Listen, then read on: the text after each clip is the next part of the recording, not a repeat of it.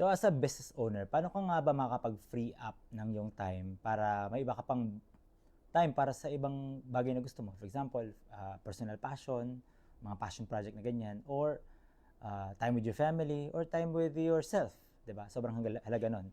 Yung sanity natin, yun, para sa akin, isa yun sa pinaka-importante eh. Dahil mo nga pera, eh, mabaliw-baliw ka na naman sa stress, 'di ba?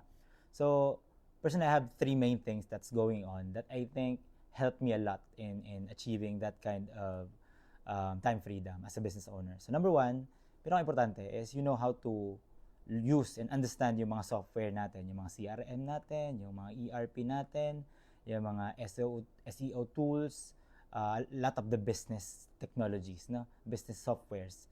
Mahalagang naintindihan natin yan. And we create a system out of that. Kumbaga yung SOPs natin is naka-align dun sa ginagamit natin mga software like accounting software, yan. So, mga POS, right? Those kind of things. So that's one thing that I sort of mastered and figured out how to use, no?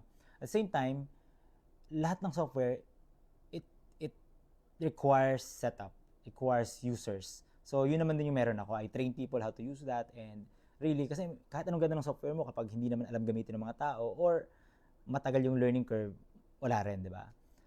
Now, ultimately, in this day and age of AI, you have to learn how to sort of connect them together. Yung AI at saka yung software and yung processes mo should go together, ultimately helping you free up time and lessen yung operational costs.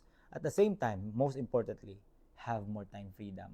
Kasi yung pagninegosyo natin, yung ating mga kinikita, bali wala kung tayo ay mabaliw-baliw na or sobrang stress dahil sa gulo at sa chaos ng ating mga businesses. Right? I hope that makes sense. I hope that helps. So, if you need help with those kind of things, that's been my expertise and something that I've helped companies with for the last 10, 15 years. So, yeah, I hope that helps, and see you in the next one.